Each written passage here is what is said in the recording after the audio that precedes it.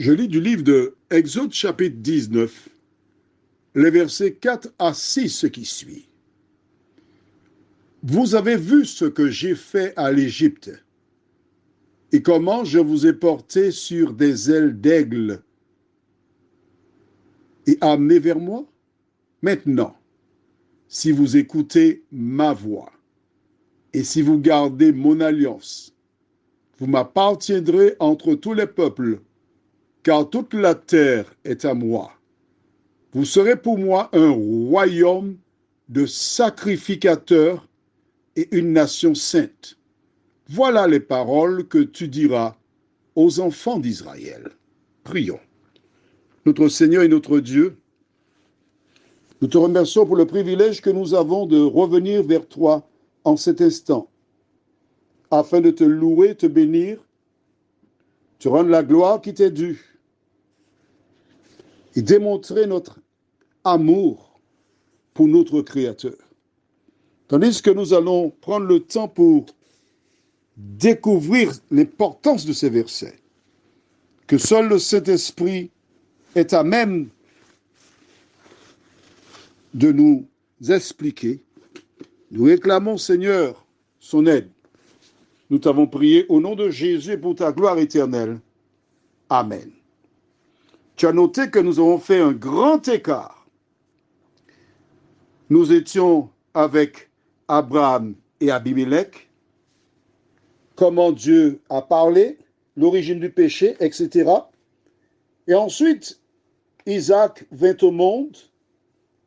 Il eut deux fils, Ésaü puis Jacob, des jumeaux, et de Jacob naquirent 12 garçons répertoriés, une seule fille répertoriée, Dina, et ce peuple arriva en Égypte, un total de 70 personnes. Au terme de 430 ans, conformément à ce que Dieu avait dit à Abraham, ils furent esclaves. Ils laissèrent l'Égypte sous bonne escorte puisque c'est Dieu qui dirigeait la manœuvre. Ils arrivèrent de l'autre côté de la mer Rouge et Dieu les guida tout au long de leur pèlerinage.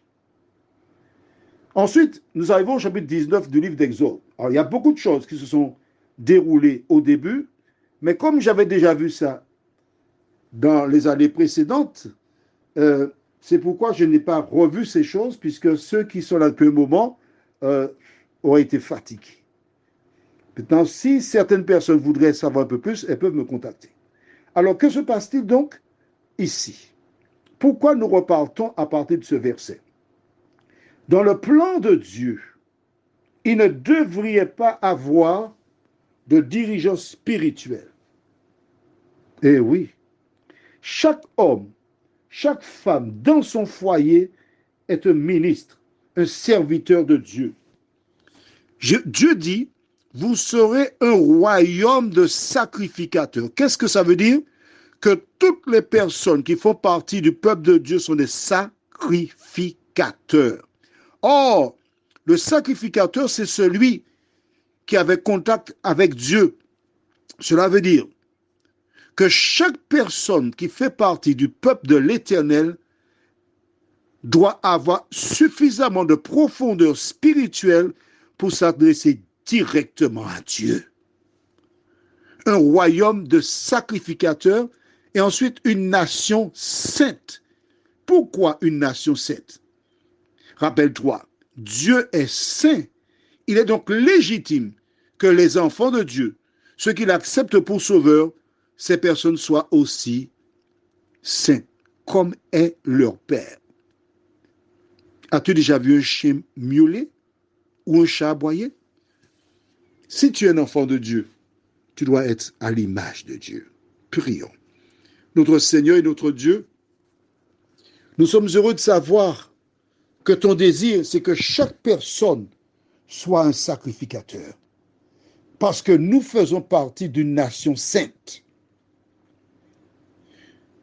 Que le Saint-Esprit continue de nous éclairer afin que nous comprenions la portée de cette affaire.